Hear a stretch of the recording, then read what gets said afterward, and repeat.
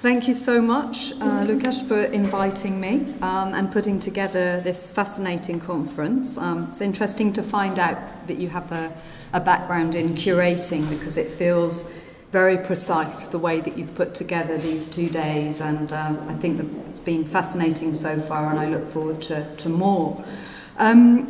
My presentation today will very briefly, I hope briefly, explain a little bit about how I evolved the term critical spatial practice from the way that I was thinking about it back in 2003, where I was thinking about the specifically spatial and critical aspects of interdisciplinary processes that operate between art and architecture, to my more current practice of site writing, which is an attempt to perform acts of critical spatial practice through the writing of criticism. So that's what I'm going to try and do. My initial training is in architectural design, and the interest that I have in spatial constructions has influenced the work that I've gone on to do. First as a feminist architect working in a housing cooperative, then later on as a feminist architectural historian, where I was studying the gendered and spatial practice of something called rambling in 1820s London. The rambler was actually a precursor to the far more famous Parisian flaneur. It's a much longer story which I don't have time to go into today, but it's a spatial practice that operates between the rambler who moves through the city, visually consuming, and one of the things that he, as a kind of upper class man, consumes is beautiful women, often Cyprians, which are kind of transgressive figures, possibly prostitutes, possibly not, but I think I won't go into that. I don't think we have time for that today. And then I moved on from that work and became interested in site-specific practice back in 1996, when I was invited to Chelsea College of Art and Design, an art school in London, to teach on and then later to direct a master's programme in what was called, it's a bit of a mouthful, the Theory and Practice of Public Art and Design. And I became very interested in public art by what seemed to me a very unstable form of practice, which insisted on locating itself in a place between fine art and spatial design. And I was interested in Annette's presentation that she talked about the differences or tensions between free practice and applied practice. And I think for me, I was thinking of fine art in terms of conceptualism, so institutional critique, and the role of the artist as the producer of problems, if you like, and design as a kind of practice of creative solutions to given problems. But I'm not really making that distinction anymore because it wasn't very popular with my design colleagues, who don't really see themselves as solution makers, but rather that they also see themselves as people who critique solutions. So I think this relation between fine art and design is very much up for discussion. I don't think it is a binary distinction of any sort. During that time, I was invited to edit a guest issue of a journal called the Public Art Journal, and that's now become something called ICSIA, which is a public art think tank. And when I say public art in UK discourse, that doesn't necessarily mean monumental sculpture. It really refers to contextual and site-specific, and I guess now relational aesthetic situated practice. In editing that journal, I'd become very interested in examining the overlapping concerns of artists and designers who were engaged in various forms of spatial practice, and the writings of cultural geographers and other cultural commentators and philosophers who were interested in something that I would call spatial theory. And in 2003, I came up with this term critical spatial practice to try and describe projects located between architecture and the standpoint that spatial theory offered for playing out different kinds of disciplinary definitions. And I developed this concept a bit further in my book, which Lukas has referred to, Art and Architecture from 2006, where I was trying to examine a series of projects located between architecture and art, defined as critical spatial practice, because they both critiqued the sites into which they were inserted, as well as the disciplinary procedures through which they were operating. And I argued that such projects operated at a kind of triple crossroads between theory and practice, between art and architecture, and between public and private. And I was very keen to stress three particular qualities.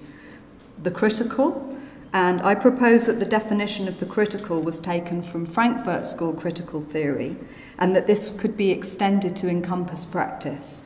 And this has two particular qualities, critical theory: self-reflection and also the desire for social change, the search for transformation rather than simply description.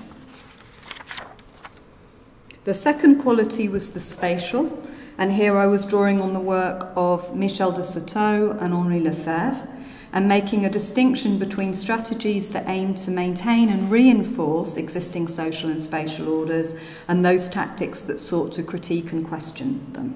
And it was the latter, the tactical, that I was thinking of as critical spatial practice.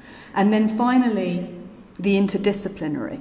So my interest was really in practices that sought to transgress the limits of their particular disciplinary operation and explore the processes that lay between them in some way. And I think this term is also used now. Many people are talking about transdisciplinarity, cross-disciplinarity, infradisciplinarity, so the fringes of disciplines, which I really like. So there's a lot of very interesting spatial work, which maybe should come into the spatial matters inventory, to even describe the spaces between disciplines. And for me, one of the key kind of theoretical writers on this has been Julia Kristeva, and a very interesting series of comments that she made in an interview about interdisciplinarity, where she talked about it as a site where expressions of resistance are latent, and where the methodologies that must be invented take place across what she calls a diagonal axis, which textile artist friends of mine have said might be better described as cut on the bias. So that kind of stretching dimension that happens when you pull a piece of fabric from corner to corner. And Omi Baba has also described the encounter between disciplines in psychoanalytic terms as something he calls an ambivalent movement between pedagogical and performative address. So this could be something quite interesting to think about within the conference, the relation between the performative and the pedagogical. It's for this reason that I'm a passionate advocate for interdisciplinarity. For me, this kind of work is critical and intellectual, but it's also emotional and it's also political, in demanding that we exchange what we know for what we don't know and give up the safety of competence for the dangers of potential incompetence. The transformational experience of interdisciplinary work produces a potentially destabilizing engagement with dominant power structures, allowing for the emergence of new and often uncertain forms of knowledge. And I kind of stress that commitment that I have, which may not be so appropriate here in Linz and in the Austrian context, but in the UK, the term's been recuperated now by the establishment to refer to different kinds of assessment and funding procedures for research. So quite often when people talk about interdisciplinary research, they're not talking about critique. So that's why I just want to flag my definition of it. Another very key person for me in thinking spatially has been the postmodern geographer Edward Soja. And it was his thinking which suggested the tripartite structure for my book Art and Architecture. He was examining what he called the trialectical relationship between space-time and social being. Much of this was drawn from the work of Henri Lefebvre and his socio-spatial dialectic. And this suggested to me that my book might be structured thematically to emphasize three different conceptual aspects of this place between: the spatial, the temporal, and the social. So the focus on the spatial, entitled Between Here and There, investigated three particular issues. First of all, and I'm going to go through this quite fast and show images of different artists' work. I don't have time to describe the projects, but they are all there in the book if you're interested to look further. So one spatial issue was the relationship between site, non-site and off-site.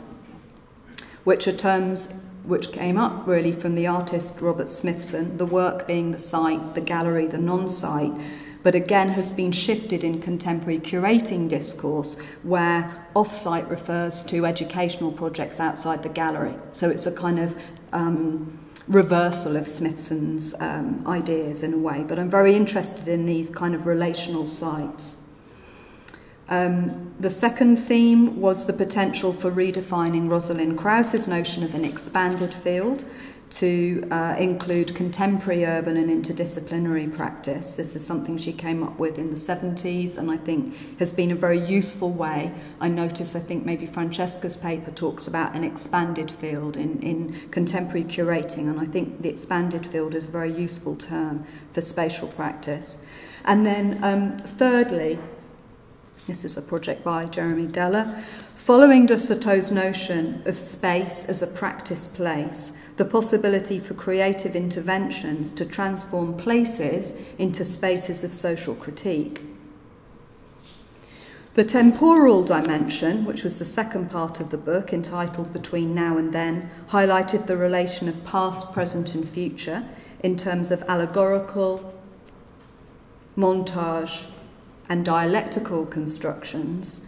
And what I was very interested in here was the time of viewing and using art and architecture and trying to complicate the distinction between the allegorical experience as a kind of passive melancholy and montage from modernist avant-garde practice as active shock, and thinking about how shock and melancholy aren't simply divisible in a kind of simple binary split. And then the final focus was on the social, and this was entitled Between One and Another, and examined the work less as a set of things or objects and more as a series of exchanges that take place between people, between subjects, through such processes as collaboration, which is, here's the work of Art Architecture Collaborative MUF in the UK, social sculpture, the work of Public Artworks, and walking, the work of Environmental Artists Platform. So what I was trying to do in the book was reflect upon different kinds of critical spatial practice, but my experience of researching and writing the book made me realise that my position in relation to the concepts and the works that I was studying was only possible to emerge in response to my situated experience of both ideas and artefacts. And I became increasingly intrigued by taking the act of criticism as a form of critical spatial practice in its own right, a writing practice which performs sites between works and the critic, and between the critic's essay and the readers to come, that attempts somehow to remake works in textual forms, and rather than write about sites, aims to write sites. So my recent book, Site Writing, is actually a collection of essays and text works that were written in the time period between 1998 and 2008. They are attempts to kind of investigate the sites between critic and work. And here I'm not thinking only of the material sites of production and reception of a work, but those imagined and those remembered, those near, those far. Site writing is an attempt to explore a form of situated criticism and investigate the position of the critic, not only in relation to art objects, architectural spaces and theoretical ideas, but the site of writing itself. And this research took place in parallel to teaching a master's and PhD module on site-specific writing. And here I was interested in encouraging students at the Bartlett to bring their extraordinary design skills to explore the spatial structure of writing and to examine, for example, how the material, political and social qualities of a site might get transposed into a textual form. And these are actually a series of poems by David Roberts in response to a series of gravestones, to become reinserted into a site. So how could writing be inserted into a site as a form of text installation? So the work of Lucy Leonard, and her dissertation was a tablecloth for a particular gathering of people. And then also the relationship that books or written works have with their readers, their audiences, their users, and this might occur through a performative event of some sort. And this is the work of Sophie Handler, who worked with a group of elderly people in East London and set up a number of works with them using narrative to describe the experience of being elderly in what's the youngest borough in London. I think my attitude to writing is no doubt influenced by my early training as a designer, and I certainly think of writing as a creative and critical response to a brief. And most of the writing in the sight writing book has been produced in response to particular invitations to write or talk about particular works. So the approach combines different kinds of response, from the critique of a brief to those which are a bit more intuitive, associative, dreamy, meandering, out of place. And I've also got an interest in the design of writing, the composition and arrangement of words in relation to one another on a page in a book, and how writing can operate through devices which I would consider to be spatial, such as voice, framing, viewpoint, returning.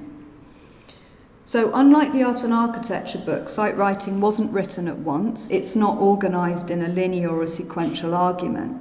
And actually I see the arrangement and reworkings of writing in relation to each other as a form of architecture. So I decided to structure the book not into chapters but into configurations, where in each one the writing aims to perform a spatial pattern suggested by the architectural conditions and the psychic states discovered in the artworks.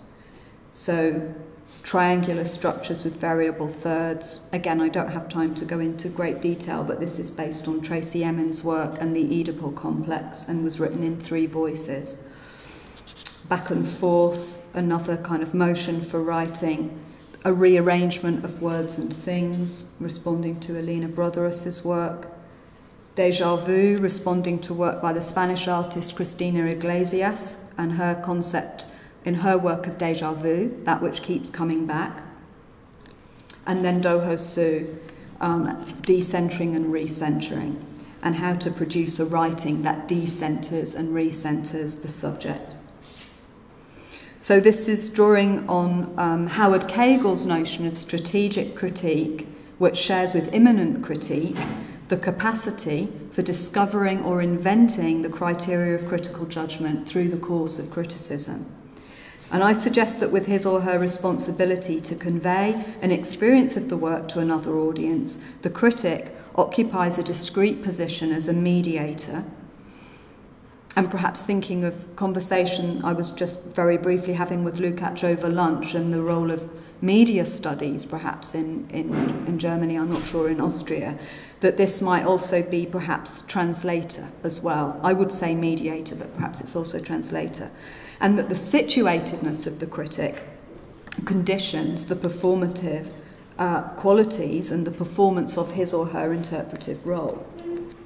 So what I'm saying here is quite key, I think, which is that we don't have a priori judgments about works. They happen through our encounters with them. I'm not arguing here for phenomenology as a form of critique. I'm not saying one must experience the work firsthand, and I think this plays into the analogical digital discussion.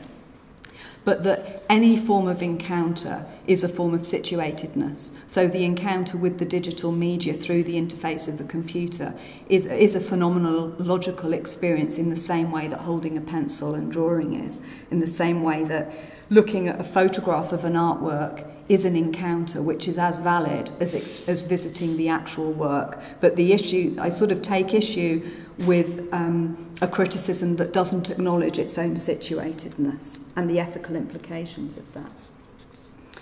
So I'm interested in how the spatial and often changing positions we occupy as critics, materially, conceptually, emotionally, ideologically, create conditions which make possible acts of interpretation and constructions of meaning. So my practice of sight writing seeks to operate in the interactive space between the artist-designer and the work, the essay and the reader. And it attempts to be a form of active writing that constructs as well as traces these sites and tries to construct what I call an architecture of art criticism. So I'm now very briefly going to just read two pieces of sight writing to give you a flavour of the work. And this one is an extract taken from a longer essay, To Miss the Desert, written in response to a work by the artist Nathan Coley called Black Tent. Around the edge, the bathroom has a floor of polished marble, black, interwoven with white veins. Perched on the toilet with her feet dangling off the ground, she traces the white lines with her gaze. She keeps alert for cockroaches. At any time, one might crawl through the cracks around the edge of the room and into the blackness. 14. Floor finishes. Location, G6. Lay new flooring 300mm by 300mm terracotta unglazed tiles with sandstone grout 10mm wide joints. All tiles to be laid out from centre line. Finished floor level to match G5. All the floors are marble, smooth and cool, and laid out in careful grids, except for the big golden rug next to the sofa. She likes to follow its intricate patterns with her feet like paths around a secret garden. But if you dance around the edge of the squares, you mustn't be silly enough to fall in. Who knows who could lie in wait for you in an enchanted garden? Along one edge of her garden are a number of small rooms. These are home to Ghulam and Kareem. Ghulam is tall and fair-skinned with light hair and green eyes, and Kareem is stockier, shorter, with darker hair, skin and eyes. They fought each other in the past, and they'll fight again when the Soviets come to Kabul, and then again when her own people search the Hindu Kush to wipe out all evil. But for now there's no fighting. Once the sun has gone down, they sit and eat together. He's a man with property and wives. Inside the walls of his house are sunlit orchards with trees full of dark purple fruit. A group of women dressed in different shades of red watch them arrive. Some have covered their faces, but she can still see the pink nail varnish on their toes, and as her family draws closer, the women disappear. 14. Floor finishes, location 1.5 and G5. Phobo nan, lino sheeting, 1.5mm, to be laid out on 6mm WBP ply subfloor. Ply and lino to run under appliances and around kitchen units. Colour TBA by client. Aluminium threshold at junction with G2, G6 and 1.1. They sit upstairs in a long veranda overlooking the garden. The only furniture is a carpet laid out in a line down the middle of the room. Important men from the village, all in turbans, sit cross-legged around the edges of the carpet and eat from the dishes laid out between them. Her mother, her sister and herself are the only women. And as they walk back down through the dark house to leave, she sees a pair of eyes watching her from behind a screen. The eyes belong to a girl with the hands of a woman who glints with silver. And later she learns that this is Kareem's youngest wife, once a nomad, who carries her wealth in the jewels on her fingers.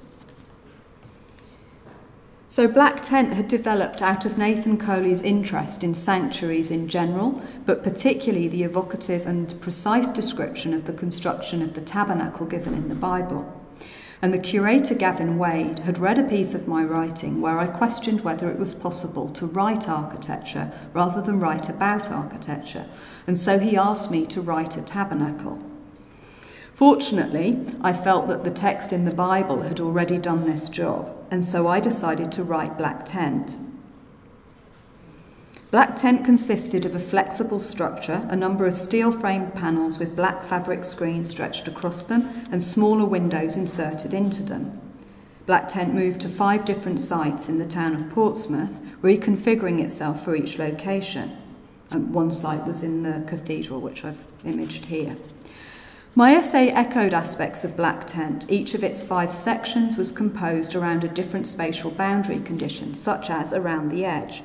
And yet, in order to critique Coley's choice of sanctuary as a specifically religious and Judeo-Christian one, my choice of spatial motif was the secular sanctuary of home.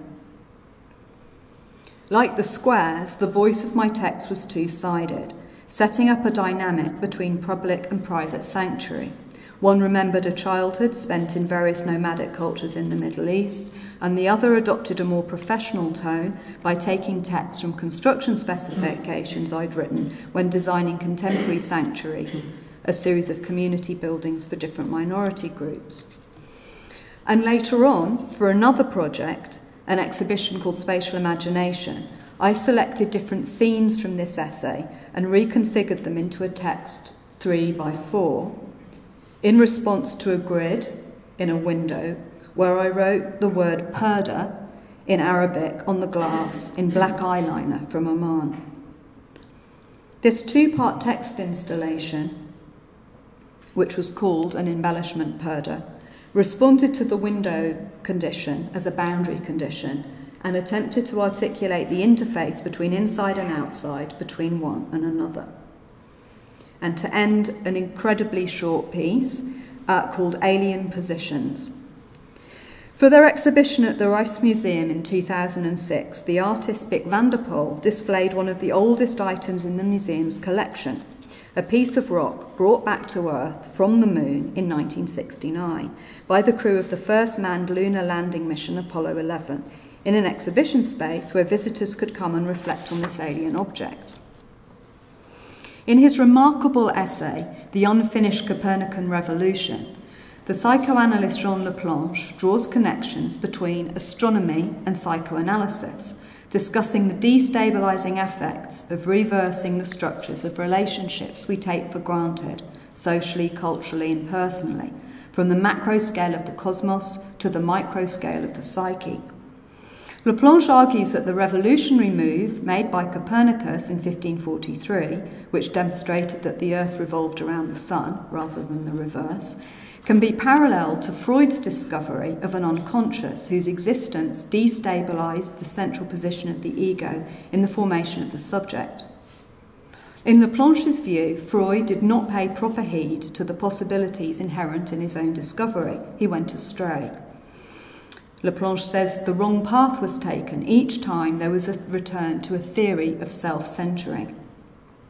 This notion of going astray, Laplanche relates to astrology, describing how the word for the planet, which derives from the verb planeo, to lead astray, to seduce. Laplanche writes of how the unconscious, implanted in the subject by the enigmatic address of the other, can be thought of as an internal foreign body. The unconscious is an alien inside me, he writes, and even one put inside me by an alien. Alien Position 1. Go to the Rijksmuseum, Amsterdam. Find the fragment of the moon on exhibition in the gallery. Stand in front of it. Think about where it comes from. Contemplate its strangeness. Consider its alienness. Ask yourself this: is this alien really outside me? Alien Position 2. Ask the gallery attendant for a copy of John Laplanche's essays on otherness. Return to the fragment of the moon, draw up a chair, sit down facing the moon fragment, turn to page 52 of Essays on Otherness and start reading. Read until you've completed The Unfinished Copernican Revolution and ask yourself this: how does the moon see me? Alien Position 3. Find out the date and time of the next full moon. Take up a position where you can watch the full moon rise. Wait until the moon is at its zenith. Turn to page 247 of this book. You're looking at an image of the Earth taken from the moon. Lift the book up to the night sky with the image of the Earth facing you. Position the image of the Earth so that you can see the moon at the same time. Hold the images of the Earth and the moon together and wait.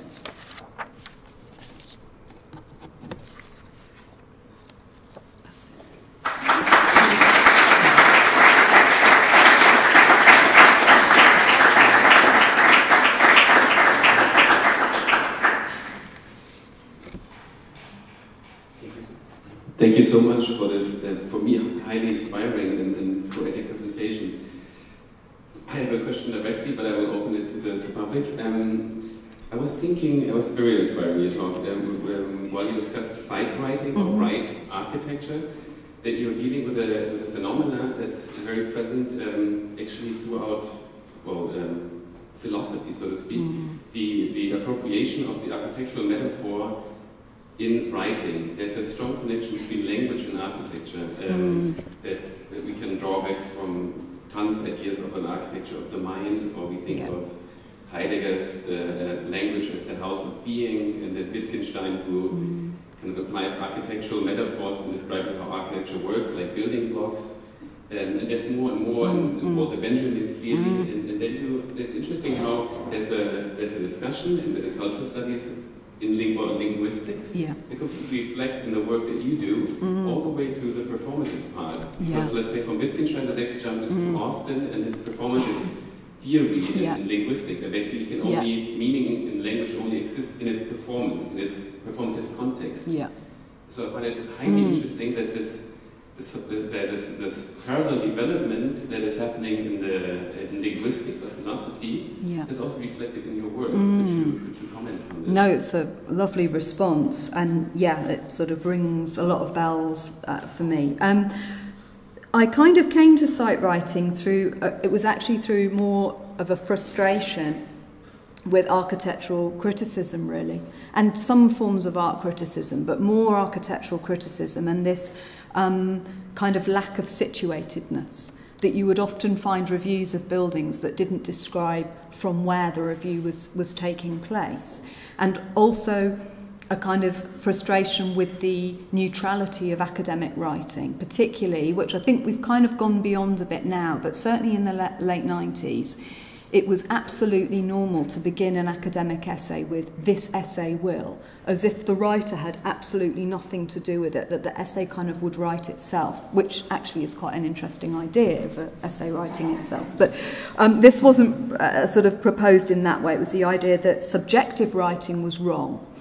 And I was reading a lot of postmodern feminism about situated knowledge, and was really interested in the idea of different voices in writing. I wasn't interested in establishing kind of the truth of autobiography. I'm actually more interested in multiple positions of I, so the fictional potential of writing as well, but thinking about the difference between a writing through I, through you, through he or she, and how it actually changes the relationship one might have to the object under critique, but also the reader. So I think prepositions were also something really interesting to me. The idea of writing to or with. And later on I became more interested in the idea of writing as the object. And I think this is perhaps where the idea of the critic as a translator of the cultural message is quite interesting, because in a way what sight writing tries to do is remake a three-dimensional or four-dimensional experience, however many dimensions we want to go to, experience of a physical artifact, but to try and kind of transform that into a textual format. And for me, it's not the act of mimesis or analogy is also a critical act, because the choices that you make when you're interpreting, or how would I write this this podium? What tools does writing offer me for dealing with this kind of translucent light that I can see, but that the audience can't, that kind of sheds light on my words but not the audience, or the format, how it hits me at a certain point but would hit Annette much lower down and other people maybe lower down. So how do you deal with positionality in the artifact? How do you do that through writing? And how does that act of remaking the object, which is a taking apart of the object, allow critique to take place? And as I was kind of thinking through these different things, I was also really aware of some really interesting discussions that have gone on in other disciplines, particularly in literature and philosophy of the architectonics. And more recently, I've become fascinated by the architecture of psychoanalysis, so the architecture of the psyche, because I think that the architectural training certainly trains you to design buildings, but it also trains you to think spatially. And so you can then apply that understanding of spatial materials and processes to think through many other disciplines. I mean, I think Mark Wigley's book, The Architecture of Deconstruction, I can't remember the exact title of it now, was a brilliant example of that in the 90s. But I think what people have called the performative turn, I think sees that sort of beginning to happen. The spatial turn was postmodernism, and now this idea of bringing a kind of performative turn, making one's own processes of interpretation visible, and that for me being, maybe it's because of my training, is always a spatial act in some way. Open questions from the audience and one last comment. Because now you hit really my main interest here. But again, coming to the performative and the language and the linguistics, another example which well fits in your approach is the old tradition of ars memoria, which is like a Greek exphrasis, is it? Like? Rhetoric practice, Mm-hmm. ars memoria, where basically people had to remember a text or a story by imagining I'm going to a house. In the foyer is this part of the story. I go to the next room, this is another part of the story. So you imagine a text via a spatial metaphor, which again becomes performative. We're not seeing the whole building, but I have to, in my mind, walk to the building, and by walking to the building, the text develops. Yeah. So, which is a great addition to work again. But yeah. I could talk hours now. Questions from the audience. Luis. Hard to resist such a lovely presentation. Yeah, I don't know, maybe it's an intensely naive question, but is there for you a separation between architectonic and architectural? Is there a separation between situating and representing? And I don't want to jump the gun on the curatorial discussion, but I'm wondering. That's a very interesting question, even more interesting because I just this morning sent an email to one of my PhD students who was talking about the architectonics of encounter and asked her exactly this question: what would the difference be between architectonic and architectural? And then started to think, hang on a minute, I don't think I've, in my work, really addressed that. I think I slip and slide between the two. I think for me, probably it would be architectural. I mean, one definition that she was talking about was architectonic as something that was more like an axiom or something that's prior. And that sort of, for me, is a bit worrying because it suggests archetypes in some sense. But I don't know. I think it's a fascinating question. And it's something that I'm kind of prompted to think a lot more about. I mean, what's interesting is even the potential to be able to talk about this, because in an early phase of this work, people would say, and there might be people in the room who would still want to say, that writing can't be architecture, yeah, or that it's just a metaphor. So I think the work of the metaphor is actually in kind of transposing from one discipline to another is really important. So I think what I'm interested in is how the structures and processes of architecture are working through other disciplines. So I think for me, I probably would use architecture rather than architectonic. And then you asked, you had a second part where you transposed those onto... Situating and representing. I suppose I would see the performative as somehow shifting and changing the representational. So, and for me, a situated practice is a performative practice if it's self-reflecting. And I find that for me at the moment a more useful set of terms to work with than the representational, I think. Yeah. One last question. Then, thanks again for this wonderful presentation. Thank you. And I would like to ask the stage